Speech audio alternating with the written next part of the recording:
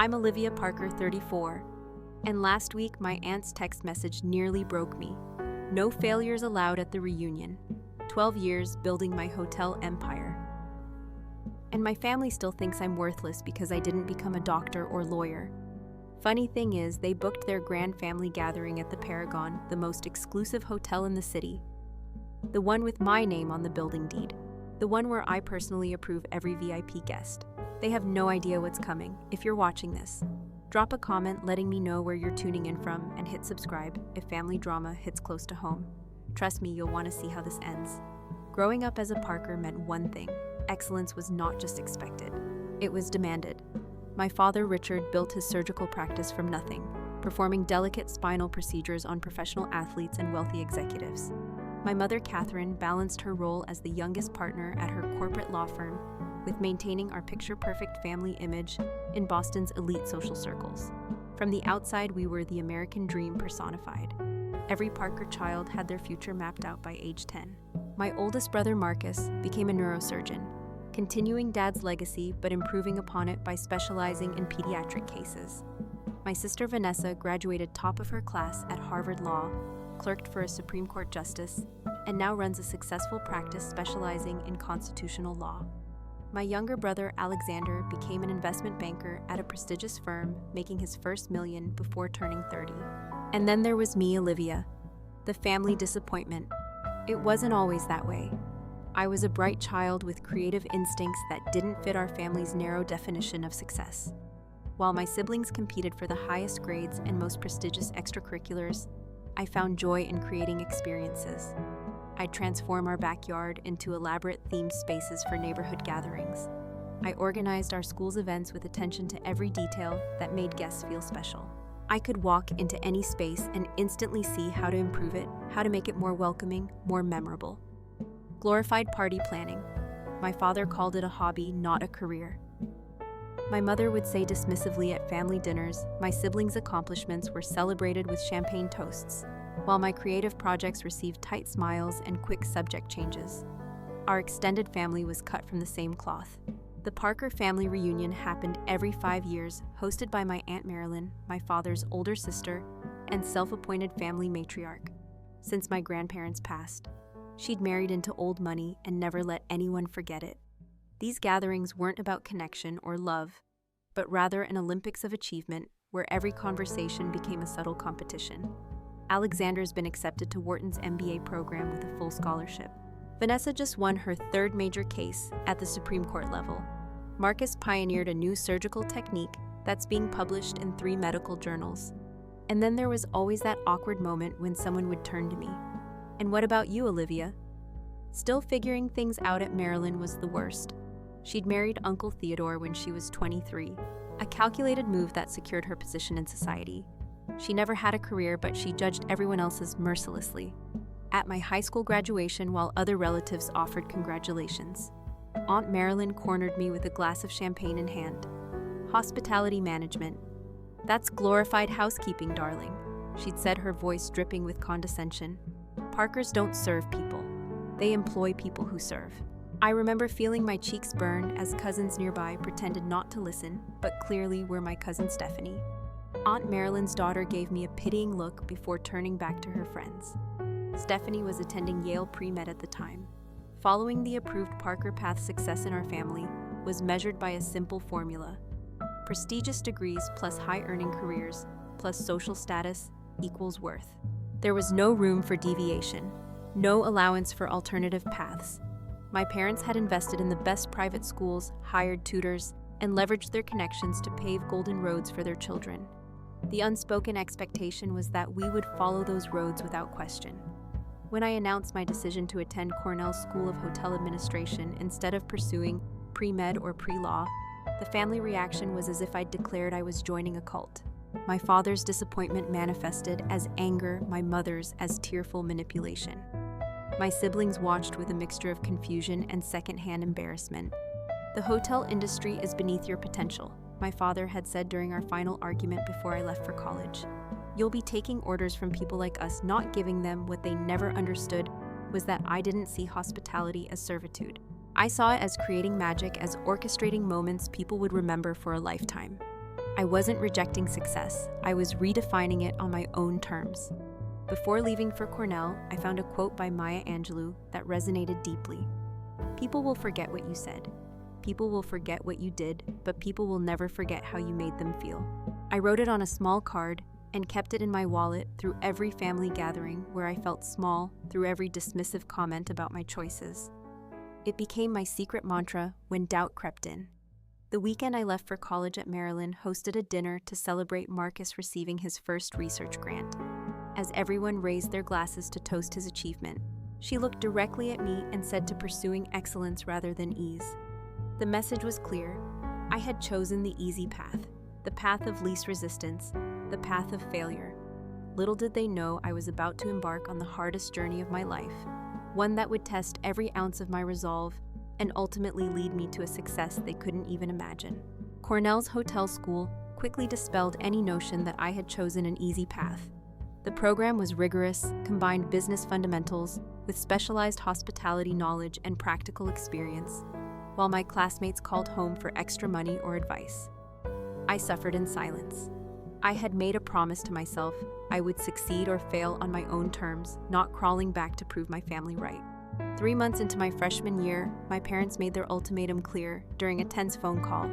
Either transfer to pre-law by next semester, or we're cutting you off financially, my father stated flatly. My mother's voice trembled in the background. Please, Olivia, we only want what's best for you. The decision should have been impossible for a 19-year-old with no savings. Yet somehow it was the easiest choice I'd ever made. Then cut me off, I replied, surprised by the steadiness in my voice. I'll find a way, and find a way I did. Though the path was brutal, I took a job working the front desk at a local hotel from 11 p.m. to 7 a.m., sleeping in short bursts between classes. On weekends, I picked up catering shifts at campus events during semester breaks, when dorms closed. I house sat for professors to save on rent. My grades suffered initially as I balanced work and school, but I was learning something more valuable than perfect scores: resilience. By junior year, I was managing the front office at the Statler, the student-run hotel on campus, while maintaining a 3.7 GPA. I lived on ramen noodles and coffee, worked through holidays, and sent my siblings generics birthday cards. I could barely afford the rare times I checked social media. I saw my family vacationing in the Maldives or celebrating at Michelin-starred restaurants. I shut down my accounts after that. My first post-graduation job was as an assistant manager at a mid-range chain hotel in Newark, New Jersey. The property was understaffed. The owner was cutting corners on maintenance, and the guests were often difficult. My tiny apartment had a persistent mold problem, and my second-hand car broke down weekly. This was not the glamorous hotel career my family had mockingly predicted. One night, after handling a particularly aggressive guest who was furious about overbooking, I sat in the back office and cried. I was exhausted, broke, and questioning everything. That's when I met Jackson Miller, the regional director, conducting a surprise inspection. Instead of reprimanding me, he sat down and listened. You have something rare, he told me after I'd composed myself. You're thinking about the guest experience, even when you're at your breaking point. That can't be taught. Jackson became the mentor I desperately needed. He saw potential where my family had seen only disappointment under his guidance. I moved to Philadelphia to help turn around a struggling boutique hotel. I worked 16-hour days, redesigning the guest experience from check-in to check-out. 6 months later, occupancy rates had increased by 40%, and I received my first significant bonus. I called my mother to share the news, hoping for even a small acknowledgement of my progress. That's nice, dear, she said distractedly. Did you hear Vanessa is engaged to a senator's son? The wedding will be at the plaza next spring. You'll need to find something appropriate to wear. The conversation quickly turned to my sister's achievements, with no further interest in mine. By the time I hung up the victory I'd felt earlier had evaporated. I never cashed that bonus check. Instead, I framed it a reminder that my achievements were valid even without my family's approval. As I approached my late 20s, communication with my family became increasingly strained. Holiday visits were exercises in forced politeness, each interaction layered with unspoken judgments. At one Thanksgiving dinner, my brother Alexander asked what I made annually, then barely disguised his snicker when I told him that's what my assistant makes. He remarked, cutting into his turkey. I stopped attending family holidays after that. When I turned 30, I made a pivotal decision to leave Philadelphia and move to Chicago, where the hospitality industry was booming. I ended a 2-year relationship with Brian, an investment banker, who, despite his initial supportiveness, had begun to echo my family's values. "You're too smart to be doing what you're doing," he'd said during our final argument. "You could be running a major corporation by now, instead of babysitting hotel guests." The breakup was painful not because I loved him deeply, but because it reinforced that I was choosing a path of solitude. My family didn't understand me. My boyfriend didn't understand me. Sometimes in my darkest moments, I wondered if there was something fundamentally wrong with me for not wanting what others seemed to value. Chicago brought new challenges, but also freedom. I was truly on my own in a city where no one knew me, as the Parker disappointment. I took a position as operations director at a hip, new hotel concept targeting millennial travelers. The pay was still modest, but I was learning the business from the inside out, understanding everything from front desk operations to inventory management to marketing strategies. The loneliness of building a life without family support was sometimes overwhelming. I'd walk through the hotel lobby during the holidays, watching joyful reunions between guests and their loved ones. Feeling the absence of anyone who truly cared about my journey, I made friends among colleagues but kept them at a distance, afraid to let anyone too close. After years of rejection, what my family never saw during those years of struggle was how deeply I was learning the hospitality industry. Every setback taught me something valuable. Every difficult guest helped me refine my approach to service. Every tight budget forced me to innovate. I wasn't just surviving, I was laying the groundwork for something they couldn't imagine. Chicago changed everything. 6 months into my role at the trendy boutique hotel, I met Sophia Reynolds during a hospitality industry mixer. Sophia had made her fortune in tech and was looking to diversify her investments. She was sharp, straightforward, and unlike most people I'd met, actually listened when I spoke about my vision for revolutionizing luxury hospitality. "Everyone focuses on amenities," I explained as we shared an overpriced bottle of wine. "More thread count, bigger televisions, fancier toiletries. But true luxury isn't about stuff. It's about making guests feel seen, anticipated, and valued." 3 hours and 2 bottles later, Sophia slid her business card across the table. "I want to hear more. Let's meet next week with my financial team." I assumed nothing would come of it. But Sophia wasn't like other wealthy people I'd encountered who made empty promises. She showed up with her team, listened to my detailed presentation, asked tough questions, and then did the unthinkable. She offered to be the primary investor in my own boutique hotel concept. "Your family must be thrilled," she said as we signed the initial partnership agreement. I forced a smile. "They don't exactly know yet." Sophia raised an eyebrow but didn't press. She understood ambition and privacy better than most, with Sophia's backing. Parker Hospitality Group was born. Though I kept my involvement quiet, we purchased a dilapidated Art Deco building in an up-and-coming Chicago neighborhood. I lived in a small apartment within the construction zone for 19 months, overseeing every detail of the renovation. I wanted to create something that would redefine luxury as authenticity and attention rather than ostentation. The Legacy Hotel opened to little fanfare in the mainstream press, but quickly became a whispered recommendation among celebrities and business elite who valued privacy and personalized service above all. I implemented systems to track guest preferences in ways that felt magical rather than intrusive. A guest who once mentioned loving a specific author might find that author's latest book on their nightstand during their next stay. A business traveler who always requested extra pillows would find them already in the room without asking. During those early years, I worked 80-hour weeks, while my family continued to believe I was drifting aimlessly. My mother's occasional calls always included some version of "it's not too late to go to law school." "Dear." I deflected their questions about my career with vague responses about working in hospitality management, which they took as confirmation of my failure. In reality, the Legacy Hotel's success exceeded all projections. Within 2 years, we were operating at 95% occupancy, with a wait list for peak periods. Sophia and I began looking for our next opportunity, this time with a larger group of investors who had taken notice of our success. We strategically acquired a struggling historic hotel in downtown Chicago, then one in New York, followed by properties in San Francisco and Miami.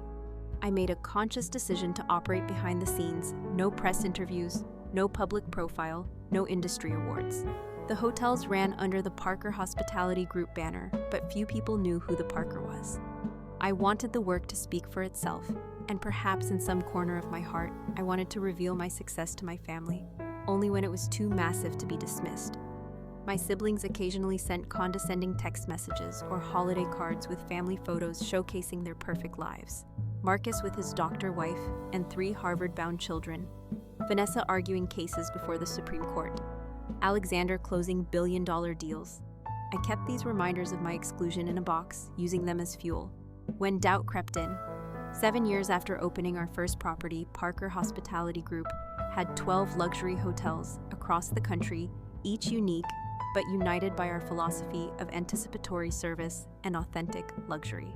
Industry insiders knew about our remarkable profitability and employee retention rates, but I remained virtually unknown to the public until the Paragon, the opportunity to acquire Boston's most storied hotel property, came unexpectedly.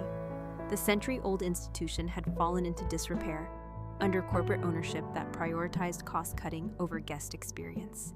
When it came on the market, I knew it had to be mine, not just as a business opportunity, but as a statement. The cockeyed Paragon stood just 3 blocks from my parents' Beacon Hill home.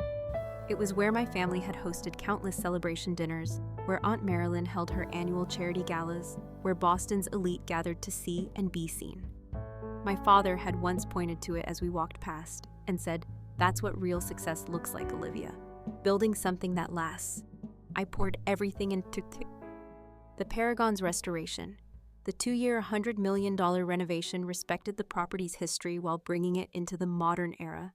I personally selected every fabric, tested every mattress, tasted every menu item, and trained the staff in our signature service style. I kept my identity as owner private from nearly everyone working through shell companies and trusted advisors. Only the general manager and head of security knew who I really was. The Paragon reopened to spectacular reviews. A masterclass in understated luxury wrote Travel and Leisure the new standard in hospitality. Excellence, declared Forbes. Celebrities, politicians, and business icons clamored for reservations. The waiting list for a stay stretched to months, and still my family had no idea. They continued to view the Paragon as a symbol of success that I would never achieve, unaware that they were standing in the house I built. The irony might have remained private if not for the upcoming Parker family reunion. After 12 years of building my empire in silence, everything was about to change. I first learned about the upcoming family reunion through Instagram. My cousin Stephanie's teenage daughter had tagged family members in a post. "Can't wait for the big Parker reunion at the Paragon Family Legacy. Give each Boston a light." I stared at my phone, ice forming in my stomach. The Paragon, my Paragon, for a brief, hopeful moment. I wondered if this was their way of acknowledging my success. Had they somehow discovered my connection to the hotel? Was this an olive branch? A way to welcome me back into the fold now that I had proven myself by their standards. I should have known better. The official invitation arrived a week later via email, not addressed to me, but to all Parker family members. On a group thread, Aunt Marilyn's message was effusive about the exclusive buyout of the Paragon's event spaces and how only the best would do for the Parkers. She detailed the weekend's activities, the dress code formal, of course, and the expectation that everyone would share their latest achievements during Saturday's gala dinner. I was about to respond when a separate text message from Aunt Marilyn popped up on my phone. "Olivia dear, I'm sending this privately to spare you public embarrassment. The reunion is meant to celebrate Parker family success and legacy. Given your continued alternative lifestyle choices, we think at best you sit this one out. No failures allowed is our little theme this year. I'm sure you understand. Perhaps next time if things have improved for you." My hands shook as I read and reread the message. 12 years of hard work reduced to failure in an instant. The familiar knot of inadequacy tightened in my chest, the one I thought I'd finally outgrown. I set my phone down and walked to the window of my penthouse office, overlooking Chicago's skyline properties I owned glittering in the distance before I could collect my thoughts. My phone buzzed again with activity from the family group chat. Someone had asked about my attendance. "Olivia won't be joining us," my mother wrote. "She's still figuring things out." My brother Alexander chimed in. "Too bad the Paragon is probably looking for staff though. Maybe she could serve us drinks." Several laughing emojis followed from cousins, and my sister Vanessa added, "Be nice." But yes, maybe Olivia could give us the insider tour of the service elevators and laundry facilities, since that's her area of expertise. I watched the conversation unfold in real time, each message a fresh cut. They didn't just think I was a failure, they found amusement in it. 12 years of complete independence of building something extraordinary, and they still saw me as nothing. My assistant Rachel knocked and entered my office with my afternoon schedule. She immediately noticed my expression. What happened? You look like you've seen a ghost.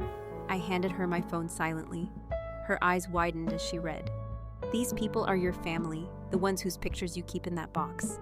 Her indignation on my behalf was touching. And they don't know about any of this. She gestured around my office toward the empire I'd built. They never asked.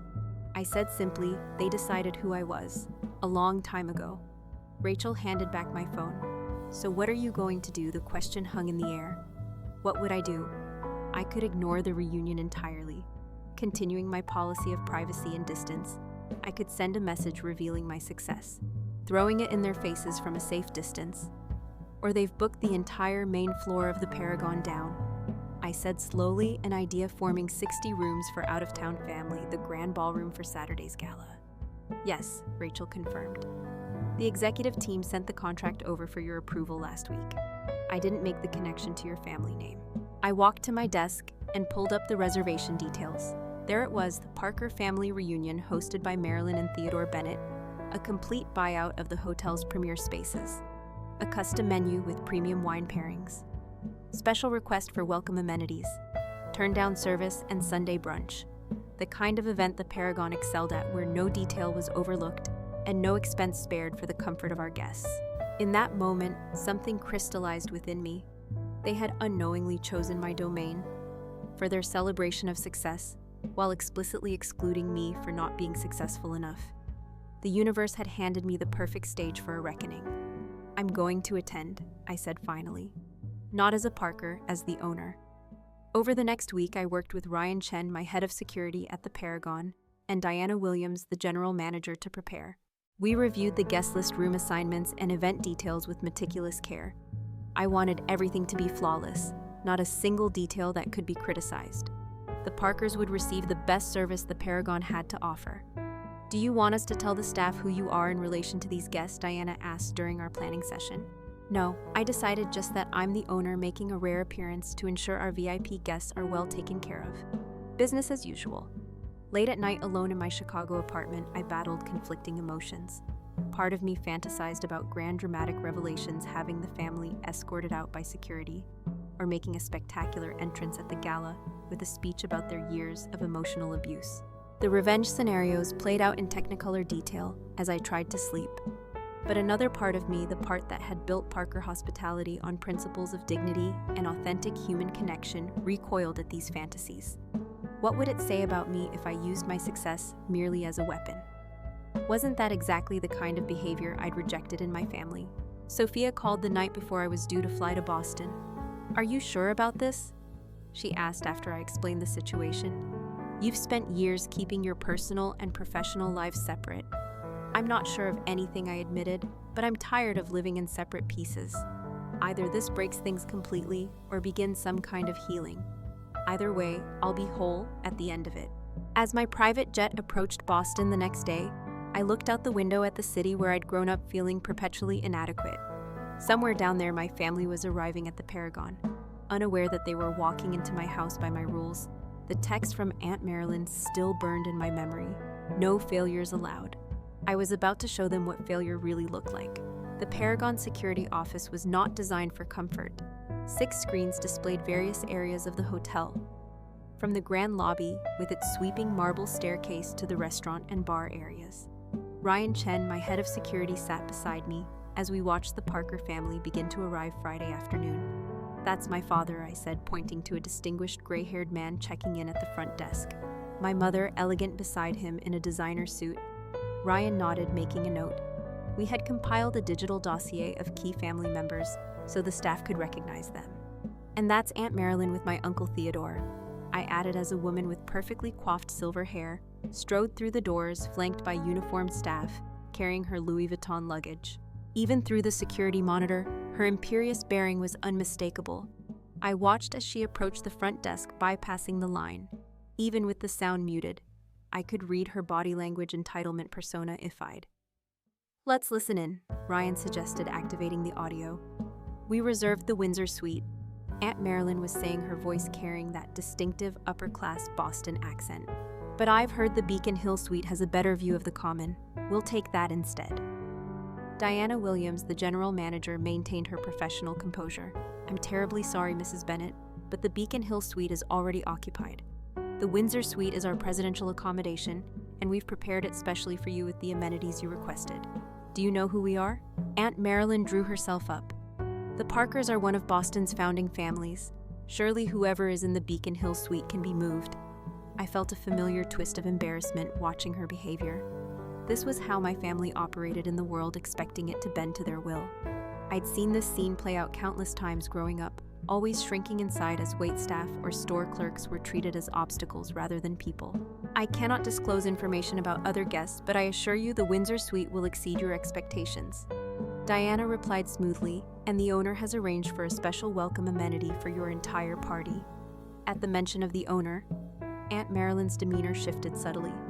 The owner, you've spoken with them personally about our stay. Yes, Mrs. Bennet, the owner, takes a special interest in all our significant events.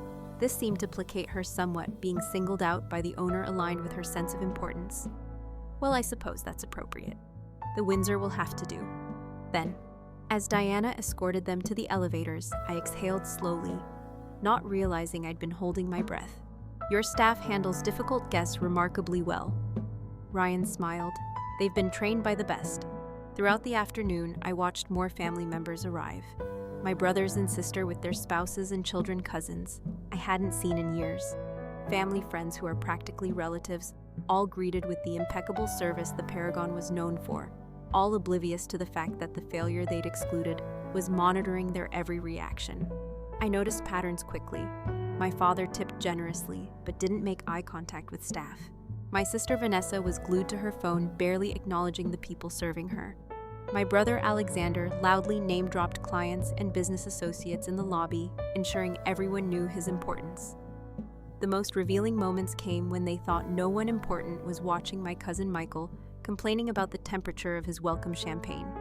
Aunt Marilyn's daughter Stephanie making a snide remark about the bellhop's uniform, or Uncle Theodore sending back his old-fashioned 3 times until the bartender got it acceptable. Your family is a Ryan paused, searching for a diplomatic word. Challenging. I supplied. I know by evening most of the family had gathered in the Paragon's renowned restaurant for dinner. I moved from the security office to a private dining room adjacent to the main restaurant where I could observe without being seen through a partially open door. I listened to the conversations, to the laughter and stories being shared among people who had categorically rejected me. Did you hear about Olivia? My cousin Stephanie's voice carried clearly to where I sat. Aunt Catherine says she's living in some tiny apartment in Chicago, working at a hotel chain. Such a waste of potential, someone replied. The Parkers paid for the best education money could buy, and she throws it away to become a glorified maid. At least she's not here making everyone uncomfortable with her life choices. Aunt Marilyn chimed in. This weekend is about celebrating real achievement. I felt my cheeks burn, but not with shame this time, with resolve. I signaled to the server who had been briefed on my presence. Please ensure my family wants for nothing tonight, I instructed quietly. Every whim, every preference, no matter how difficult. The Parker standard of excellence. Yes, Miss Parker, he nodded, slipping back into the main dining room. I didn't make my presence known that first night. Instead, I watched. I listened. I remembered, and with each dismissive comment about my absence, each mockery of my career path, I grew more certain that I was doing the right thing. Later that evening, as I took a rare moment to walk through the hotel lobby, checking details that only an owner would notice, I nearly collided with my cousin Stephanie coming from the bar. Excuse me, she said automatically, then looked at me more carefully. Do I know you? You look so familiar. 10 years had passed since she'd seen me. My appearance had changed significantly. The uncomfortable, insecure girl in ill-fitting clothes was gone, replaced by a woman in a tailored designer suit with confident posture and a different hairstyle. I don't believe we've met, I replied smoothly. Enjoying your stay at the Paragon? Yes, it's magnificent. My family has a long history with this hotel. She waved her hand vaguely. We're having a big reunion this weekend. How wonderful, I smiled. Family is so important. It is when they're worth claiming. She laughed, then caught herself. I shouldn't say that. Just family drama. You know how it is. I certainly do, I said, my smile never wavering. "Enjoy your evening, Miss Parker." I walked away before she could process that. I'd used her last name without her mentioning it. By the time I returned to my suite, I had text messages from both Diana and Ryan, reporting that the family dinner had gone exceptionally well, despite numerous special requests and several complaints about minute details. The Parker family had retired to their rooms pleased with their treatment, unaware that every pillow fluffed, every drink mixed. Every door held open was done under my direction. Saturday morning brought the first major event, a breakfast in the Ivy Garden Terrace, followed by family photographs on the grand staircase. I watched from my suite as they assembled in their color-coordinated outfits, the perfect picture of success and unity to the Parker legacy. My father toasted, raising his mimosa. 3 generations of excellence. Everyone clinked glasses and cheered. They looked like something from a magazine spread about America's elite families. Not a hair out of place, not a single visible crack in the facade. The grand revelation was coming soon as I prepared for the evening gala, selecting a gown that made me feel both powerful and authentically myself. I wondered what would happen when they finally saw me, when they realized whose name was really on this building. Would there be apologies, denials? Would they try to claim they'd known all along? Would they attempt to take credit for my success, saying they're tough, love had motivated me? Or would there be genuine shock and perhaps a reckoning? Whatever happened, I was ready. 12 years of being the family failure had prepared me for this moment. The girl they had rejected had built an empire while they weren't looking, and tonight they would finally see me. Saturday evening arrived with a flurry of activity throughout the Paragon. The grand ballroom had been transformed for the Parker family gala, with crystal chandelier casting a warm glow over tables adorned with elaborate floral arrangements. A string quartet played softly in the corner. Staff in immaculate uniforms circulated with champagne and hors d'oeuvres. I stood in my office adjacent to the ballroom, watching the family gather through a one-way glass panel. They were resplendent in evening wear, the women in designer gowns, the men in tailored tuxedos. From a distance, they looked perfect. Exactly the image the Parker family had always projected to the world. Diana knocked and entered looking elegant in her general manager's attire. Everything is proceeding according to plan. The family seems very pleased with the arrangements and the special instructions I asked. All in place. The staff has been briefed. They still don't know you're related to the guests, but they understand this evening is particularly important to you. I nodded, smoothing down my midnight blue gown. I'd chosen it carefully, sophisticated but not showy, expensive but not ostentatious. I wanted to look like myself, not a costume of what my family considered success. I'm going to circulate for a while before making myself known. I decided I want to take the temperature of the room with a deep breath. I entered the ballroom from a side door, becoming just another elegantly dressed guest among many. The advantage of being estranged from one's family is that many members wouldn't recognize you after a decade. I moved through the crowd, picking up snippets of conversation, gauging the atmosphere. Marcus just received another research grant, $3 million, for his pediatric neural study. Alexander closed the Jensen deal. The Wall Street Journal is calling it the acquisition of the year. Vanessa is being considered for a federal judgeship, the youngest in the circuit's history. The familiar litany of accomplishments washed over me in the past. These conversations had made me feel small and inadequate. Tonight they seemed almost quaint in their predictability. Near the bar, I overheard my mother speaking to a distant cousin. The hotel has exceeded our expectations. Marilyn was right to insist on the Paragon. They say the owner is some reclusive billionaire who personally approves every detail. The cousin nodded. I heard they turned away a celebrity last month because she was rude to the staff at check-in. Can you imagine having that kind of power? I smiled to myself, remembering the incident. The celebrity had been an entitled reality TV star who'd made a young desk clerk cry. I'd personally asked her to leave and had her bag sent to the Marriott down the street. As I turned away from the bar, I nearly collided with my mother up close. I could see the fine lines around her eyes that hadn't been there 10 years ago. The slight softening of her jawline despite what was clearly excellent cosmetic work. Her eyes flickered with momentary confusion. "Excuse me, do we know each other?" The years fell away and suddenly I was that little girl again, desperate for her approval. My carefully scripted responses vanished, and I found myself speechless, heart hammering in my chest. You look so familiar, she continued, studying my face. Are you related to the Whitneys from Connecticut? I shook my head, finding my voice. No, I'm not enjoying your evening, Mrs. Parker. Very much. Thank you. The Paragon has outdone itself. Are you with the hotel? In a manner of speaking, I replied carefully. I take a special interest in events like this. Before she could inquire further, Aunt Marilyn's voice rang out across the ballroom, calling everyone to be seated for dinner. My mother excused herself and moved toward the head table, leaving me momentarily shaken by the near recognition. I retreated to a quiet corner, watching as my family settled at their assigned tables. Diana caught my eye from across the room, raising an eyebrow in question. I nodded slightly, indicating we should proceed as planned. Dinner service began flawlessly. The custom menu featured dishes I'd personally selected to showcase the Paragon's culinary excellence, with wine pairings for each course.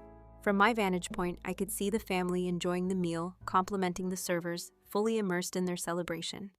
Between the main course and dessert, Aunt Marilyn rose, champagne flute in hand, to give her traditional family address.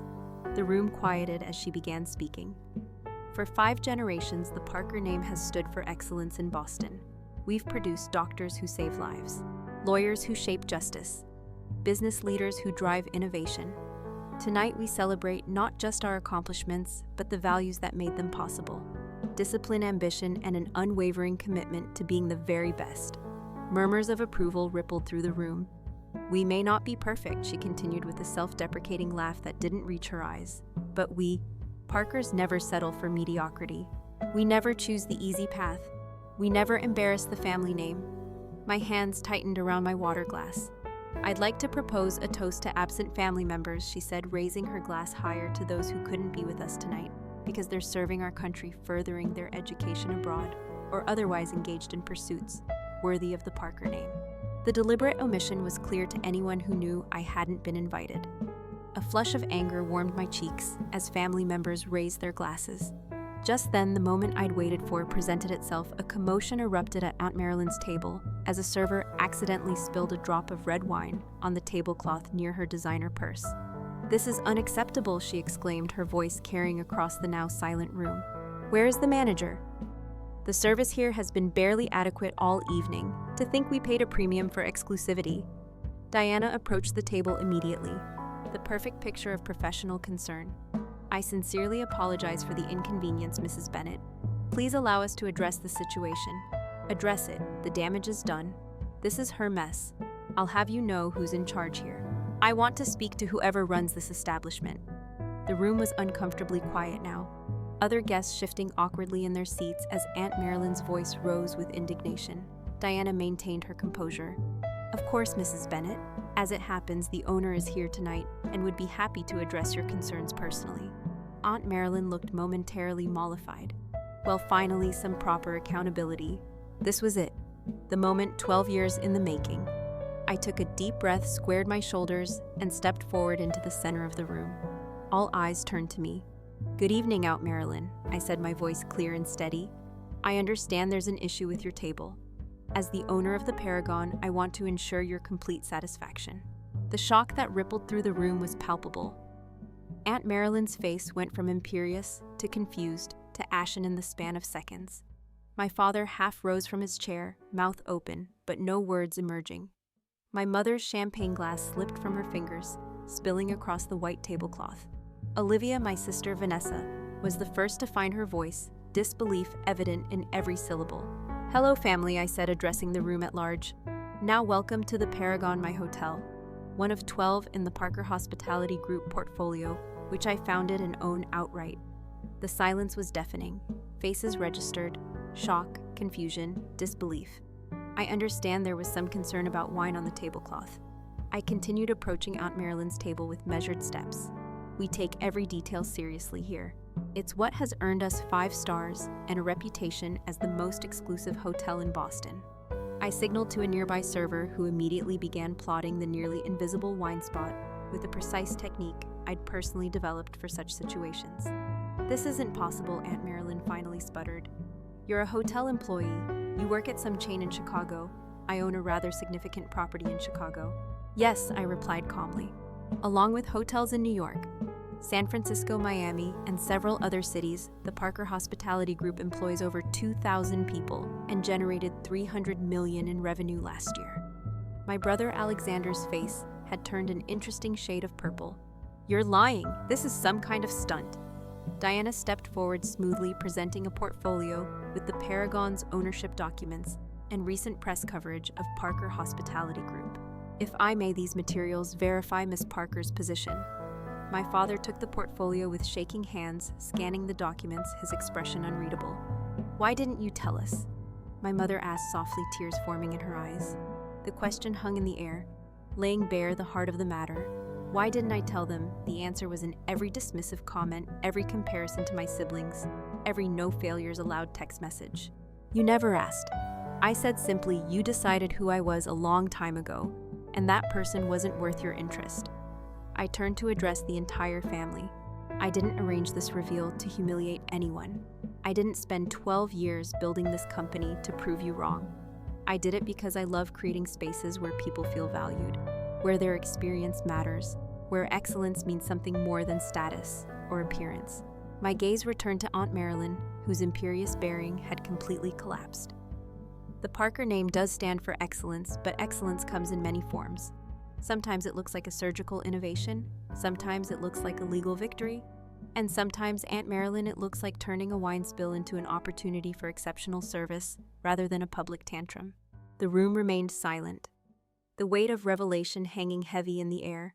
I had imagined this moment for years, pictured their shock and regret, fantasized about vindicating words, I might say. But now that it was happening, I felt no triumph, no vengeful satisfaction, only a quiet certainty that I was finally being seen for who I truly was. "Please, everyone, enjoy your dessert," I said, gesturing to the servers who had been waiting discreetly. "The Paragon signature chocolate soufflé is worth experiencing. This evening is still a celebration of family after all." As I turned to leave, my father stood up and crossed to where I stood. "Olivia," he said, his voice uncharacteristically uncertain. I don't know what to say. For the first time in my adult life, I looked my father in the eye without feeling smaller. "You don't need to say anything tonight, Dad. We have time now for new conversations if you want them." And with that, I walked out of the ballroom head high, the weight of a decade's silence finally lifted from my shoulders. The immediate aftermath of my revelation was chaos contained only by the dignified setting of the Paragon. Family members huddled in shocked conversations. Some stared openly as I moved through the hotel during the remainder of the weekend. Others avoided eye contact entirely. The carefully choreographed reunion activities continued, but with an undercurrent of disbelief that changed everything.